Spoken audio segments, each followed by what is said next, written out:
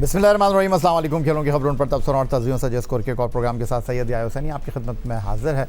दौरा West Indies में टरोबा test Pakistan cricket के लिए एक तल्ख याद बन गया, जहां कौमी टीम को शिकस्त का सामना बुनियादी तौर पर बैटिंग लाइनअप की मुसलसल नाकामियों के सबब करना पड़ा।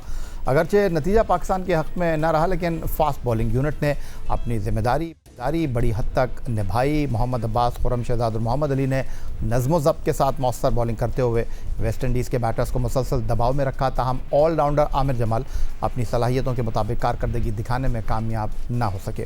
लेकिन अब सवाल सिर्फ इस टेस्ट मैच का नहीं, बल्कि पाकिस्तान क्रिकेट के मुस्तकबिल का है।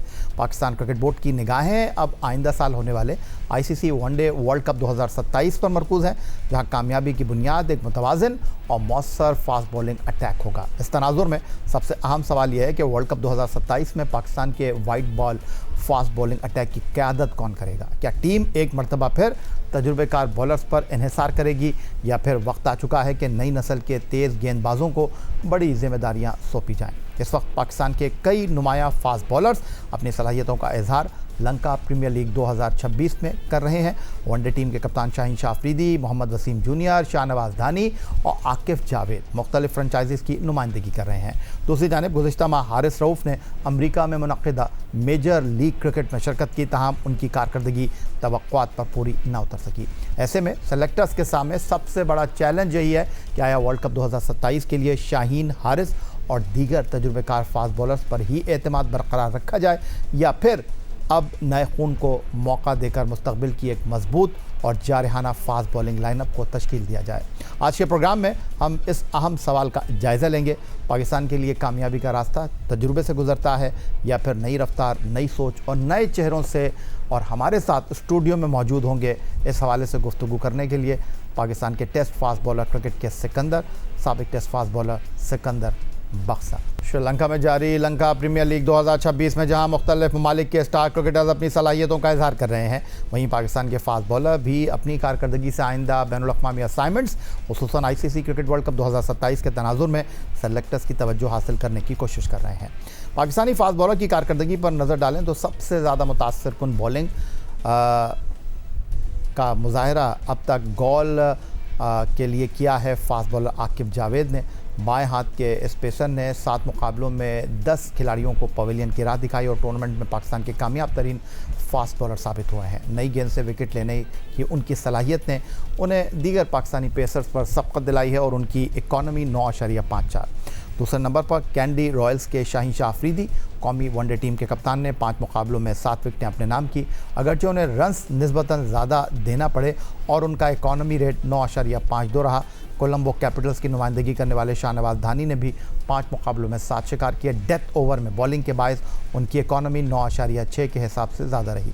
दूसरी जानिब के लिए मोहम्मद वसीम जूनियर को सिर्फ 3 मैचों में खेलने का मौका मिला। उन्होंने 4 विकेटें ज़रूर हासिल की, ताहम उनकी महंगी बॉलिंग उनके लिए तशवीश का सबब रही और वो अपनी बेहतरीन फॉर्म का तसलसल बरकरार न रख सके। उन्होंने 11.75 के इकॉनमी से अब तक रन दिए हैं। यूँ लंका प्रीमियर लीग में पाकिस्तानी फास्ट बॉलर की कारकर्दगी कुछ मिली जुली दिखाई दे रही है। आकिफ जावेद ने सबसे ज़्यादा मुतासर किया, जबकि शाहीन शाह अफरीदी और शाहनवाज धानी ने विकेटें तो हासिल की, लेकिन अपने इकॉनमी बेहतर करने की उनको ज़रूरत महसूस की जा रही है।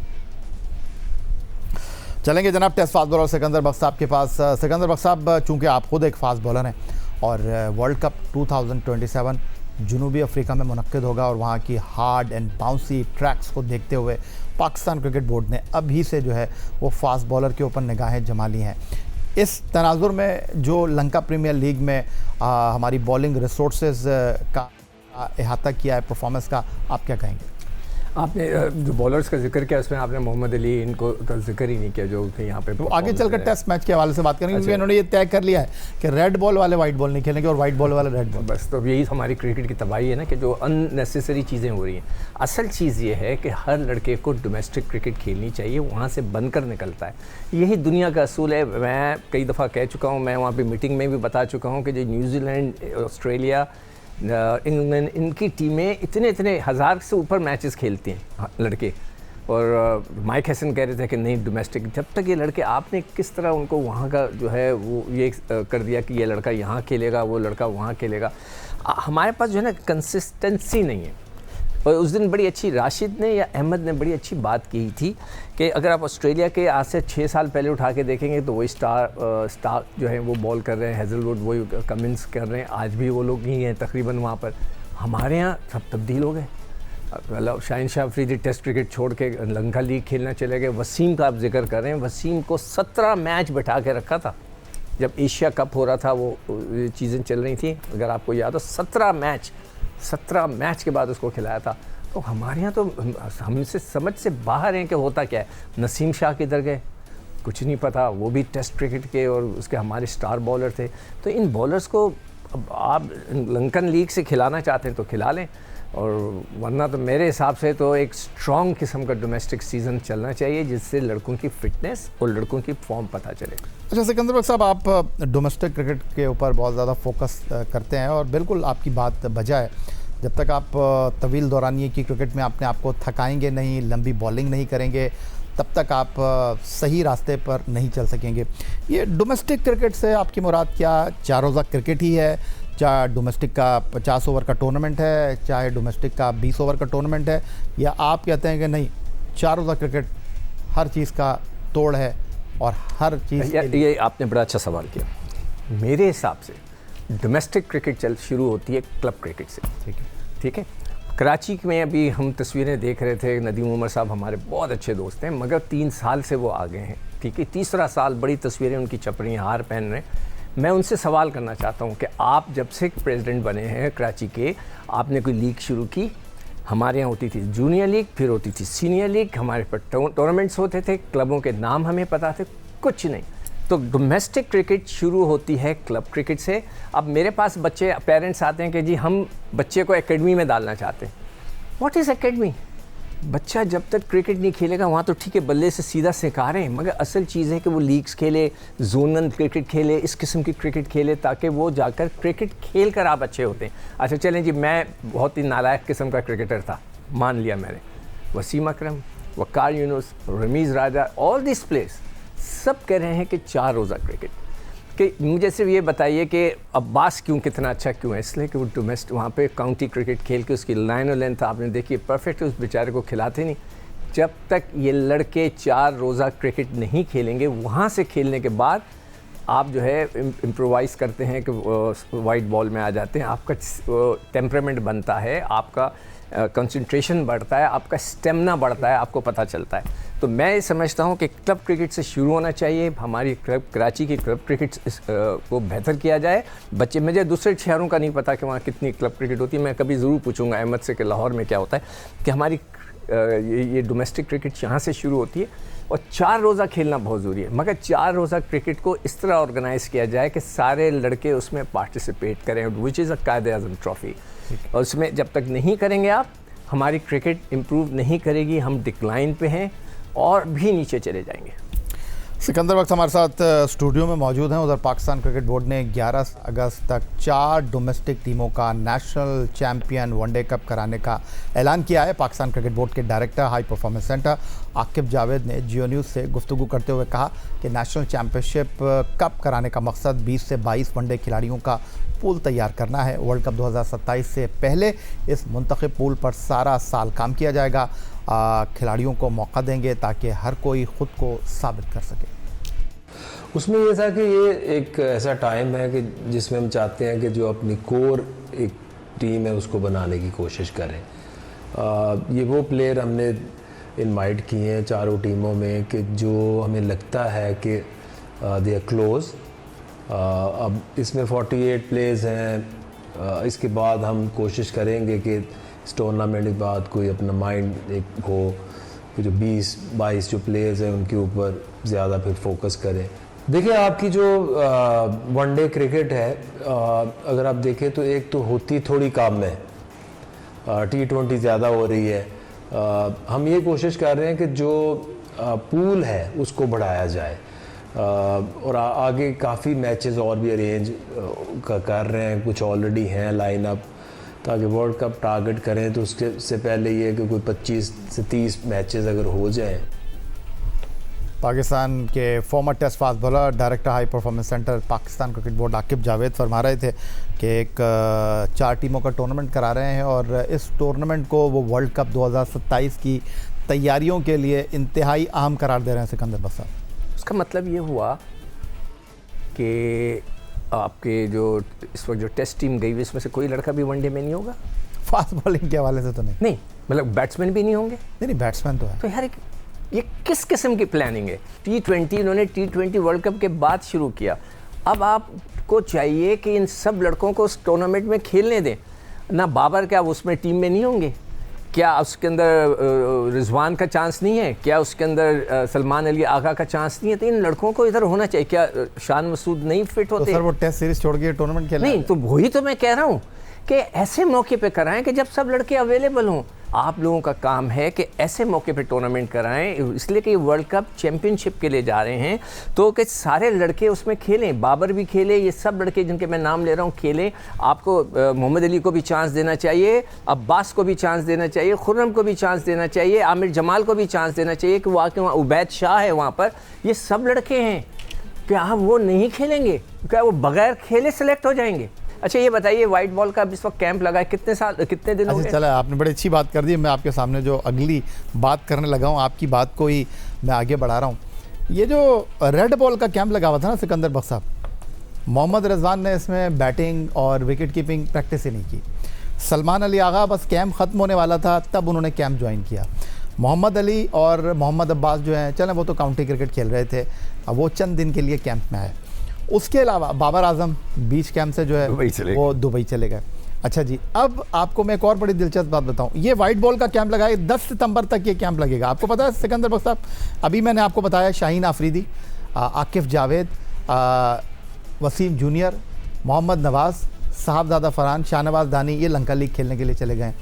अच्छा जी, उसके साथ साइम अयूब और मास सदाकत और नसीम शाह और एक दो प्लेयर जो हैं उस्मान खान, वो चले गए हैं कैरेबियन लीग खेलने के लिए। तो अब ये जो वाइट बॉल का कैंप लगा हुआ है सिकंदर बख्श साहब, जो 10 सितंबर तक जारी रहेगा, उसके अंदर वो खिलाड़ी खेलेंगे। वो खिलाड़ी इस वक्त आपको नज़र आ रहे हैं जो सिर्फ नेट पर बैटिंग कर रहे हैं, बॉलिंग कर रहे हैं, पसीना बहा रहे हैं, और फिर इनको जो है वो डेली अलाउंस देकर भेज दिया जाएगा फर्स्ट क्लास क्रिकेट खेलने के लिए। और टीम में कौन मुंतखब होगा जो उस कैंप में ही नहीं है?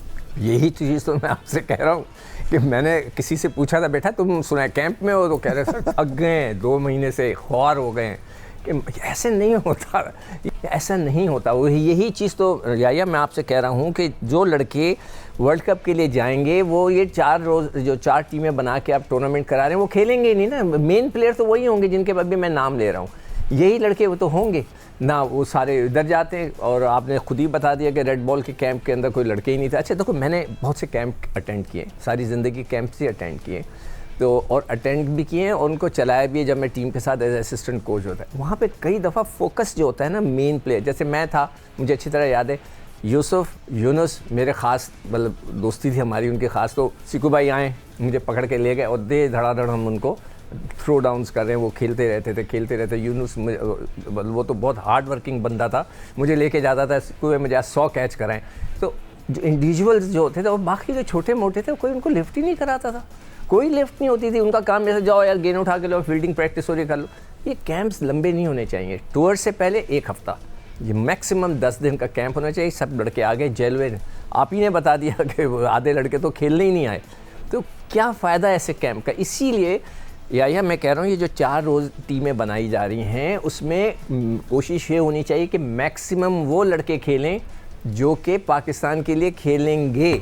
आप लिस्ट बना के रख लीजिएगा, इंशाल्लाह जब टीम अनाउंस होगी आप देखिएगा कि उन 4 मैच हो रहे हैं ना, उनमें से 90 या 80% लड़के जो होंगे वो होंगे कि जिन्होंने टीम में हिस्सा ही नहीं होंगे। अच्छा चलें, अभी ये जो 4 टीमों का वनडे टूर्नामेंट हो रहा है जिसको आप वर्ल्ड कप 2027 का कह रहे हैं कि एक पाथवे है, अब मैं आपको और सरप्राइज़ दे देता हूँ। इस वनडे टूर्नामेंट में शाहनवाज दानी 4 टीमों में मुंतखब नहीं हो सके। इस वनडे टूर्नामेंट में हैदराबाद किंग्समैन के लिए बड़ा शानदार स्पेल किया था, आपको याद है, हुनैन शाह, वो किसी टीम में नहीं है। विकेट कीपर हसीबुल्लाह, वो किसी टीम में नहीं है। अब आप बताइए। तो मुझसे आप क्यों पूछ रहे हो? मैं तो खुद रोना रोता हूँ कि ये जो डेटा बेस्ड सिलेक्शन है या जो 85% 85%। डेटाबेस। हाँ, तो 85 जो 15% है ना, वही काम आ रहा है कि ये मेरा पसंद है, ये अच्छा है। जो असल चीज़ है ना, जो वर्ड इस्तेमाल होता है, यार ये मुझे बहुत अच्छा लगता है, जो ये मुझे अच्छा लगता है जो वर्ड है ना, ये वो 15% में लड़के सेलेक्ट होते हैं। मुझे बताइए, डेटा था तो 7 बेक क्यों नहीं सेलेक्ट हुआ जिसने 1000 रन किए? वो लड़का सेलेक्ट हो गया जिसने सिर्फ एक मैच खेला कायद-ए-आज़म ट्रॉफी का, इसलिए कि वो एक सेलेक्टर को अच्छा लगता है। तो ये चीज़ जो है, डेटा को तो खैर छोड़ देना। मैं तो पिछले प्रोग्राम में भी रिक्वेस्ट की थी, वो चला भी है। मैं फिर नकवी साहब से रिक्वेस्ट करूँगा, सर आप टाइम निकालें, 1 महीने के लिए आएँ, आकर बैठें, कुछ देखें कि यहाँ क्या हो रहा है। अब पीसीबी में आप नहीं बैठेंगे तो वो लोग क्रिकेट चला रहे हैं कि जिनको सिर्फ अपनी नौकरियां कर रहे हैं, कोई क्रिकेट के लिए कुछ नहीं कर रहा। आपके सामने रिजल्ट्स हैं और आगे भी आपको रिजल्ट मिल जाएंगे। बहुत शुक्रिया। टेस्ट फास्ट बॉलर सिकंदर बख्श साहब हमारे साथ मौजूद थे। प्रोग्राम में वक्त ब्रेक का, मिलते हैं ब्रेक के बाद।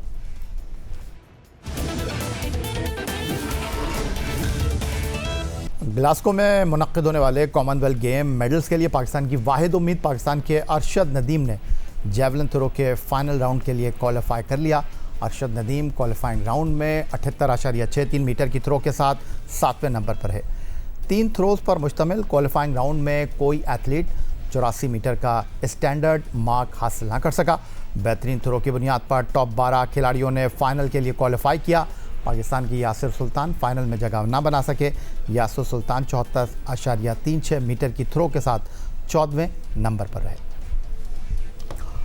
पाकिस्तान ने central Asian volleyball association championship का टाइटल अपने नाम कर लिया है। इस्लामाबाद के पाकिस्तान स्पोर्ट्स कॉम्प्लेक्स के लियाकत जिम्नेजियम में खेले जाने वाले फाइनल में कौमी टीम ने बांग्लादेश को मुसलसल 3 सेट में शिकस्त देकर नाकाबिल शिकस्त रहते हुए चैंपियनशिप में चैंपियन बनने का एजाज़ अपने नाम किया। पाकिस्तान ने पूरे टूर्नामेंट में शानदार खेल का मुजाहरा किया और मेज़बान टीम ने फाइनल में भी ताकतवर सर्विसेज, मजबूत ब्लॉकिंग, तेज़ रफ्तार अटैक और बेहतरीन दिफा की बदौलत बांग्लादेश को कोई मौका फराहम न किया। ग्रीन शर्ट्स ने पहला सेट 25-20, दूसरा 25-16 और तीसरा 25-20 से जीत का टाइटल अपने नाम कर लिया। इस फतह के साथ पाकिस्तान ने टूर्नामेंट के तमाम 7 मैचों में 1-20 सेट हारे बगैर जीतने का मुनफरद कारनामा अंजाम दिया। शानदार कामयाबी के बाद कौमी टीम ने FIVP वर्ल्ड रैंकिंग में 8वें दर्जे तक तरक्की करते हुए 38वीं पोजीशन अपने नाम कर ली है, जबकि एशिया में पाकिस्तान अब 6ठी बेहतरीन टीम बन चुका है। पाकिस्तान ने सेंट्रल एशियन वॉलीबॉल चैंपियनशिप में गोल्ड मेडल हासिल कर लिया। जियो न्यूज़ से बातचीत करते हुए कप्तान मुराद जहां का कहना था कि पाकिस्तान में वॉलीबॉल टैलेंट की कोई कमी नहीं, किसी भी टीम को चैलेंज कर सकते हैं। इससे बेहतर ये हुआ है हमारे लिए कि हमने चूंकि अपनी रैंकिंग इंप्रूव की है। हमारा मेन टारगेट अगले साल का वर्ल्ड चैंपियनशिप खेलना है, तो इसका भी हमें डबल फायदा हुआ है। एक तो ये अपने मुल्क में जाहिर सी बात आपको क्राउड को भी देखने को मिल रहा है जहाँ पे, तो पूरा एंजॉय किया और उम्मीद है इंशाल्लाह कि इस अगले 2 मिनट हमारे का बेहतर। जी बिल्कुल, हम एक बेहतर रास्ते में हैं, यही रास्ता हमारी मंजिल की तरफ जाएगा इंशाल्लाह। एशिया तो क्या, हम वर्ल्ड लेवल में भी बेहतर परफॉर्म करने की कोशिश भी करेंगे और जैसा कि आपके सामने कि हमारा टैलेंट इस काबिल भी है, बस थोड़ा सा काम करने की ज़रूरत है और थोड़ा सा सब्र की ज़रूरत है। इंशाल्लाह हम जाएंगे ऊपर। एशिया में हमारा मेन टारगेट है ईरान, चाइना और जापान। अब वो चूँकि वर्ल्ड लेवल पे खेलती है तो अब हमारा मेन टारगेट है वो टीमें, इसलिए ये लोग यहाँ पे जो करीबी हमारे मुल्क के इन टीमों के खिलाफ इनको हम इतना ईजी ले लेते हैं क्योंकि 3-0 अपने पूरा इवेंट लेंगे। अब नेक्स्ट टारगेट वो है कि उनको टफ टाइम दे और उससे जीतें। कराची हॉकी एसोसिएशन के तहत सालाना समर कैंप अपने अख्तिताम को पहुंच गया। कैंप में शरीक बच्चों को हॉकी की बुनियादी तरबियत फराहम की गई। KHA के सदर इम्तियाज़ अली शाह ने समर कैंप को मिशन हॉकी की बहाली का तसलसल करार दे दिया। कराची हॉकी एसोसिएशन के तहत समर कैंप में 100 से ज्यादा बच्चों ने शिरकत की। कैंप में शरीक बच्चों को ओलंपियंस और क्वालिफाइड कोचेज ने हॉकी की बुनियादी तरबियत फराहम की। सदर KHA इम्तियाज़ अली शाह ने कैंप को मिशन हॉकी की बहाली का तसलसल करार दिया और बच्चों में सर्टिफिकेट तकसीम किए। बहुत अच्छी साइन बात है कि आज इस समर कैंप में तकरीबन 100 से ज़्यादा बच्चे थे और उनके पेरेंट्स को मैं रियली अप्रिशिएट करूँगा जिन्होंने इन बच्चों को यहाँ पार्टिसिपेशन के लिए भेजा। हॉकी हमारा नेशनल गेम है, इस टाइप की समर कैंप्स अगर होते रहे तो मुझे वो यकीन है कि यहाँ से बहुत अच्छा टैलेंट आएगा। समर कैंप के पहले मरहले का इनेकाद 1 से 15 KHA लेजेंड अरीना, जबकि दूसरे मरहले का इनेकाद 1 से 24 जुलाई तक KHA स्पोर्ट्स कॉम्प्लेक्स में किया गया। और यही था आज का हमारा प्रोग्राम। एक्स अकाउंट पर आप हमें फॉलो कर सकते हैं, ईमेल कर सकते हैं, अपनी राय से आगाह कर सकते हैं score@jio.tv पर। उस दुआ इस उम्मीद इस तवक्को के साथ कि पाकिस्तान में खेलों खिलाड़ी तरक्की करते रहें। सैयद या हुसैनी को स्कोर की पूरी टीम के साथ अगले प्रोग्राम तक के लिए इजाज़त दीजिए। अल्लाह हाफ़िज़।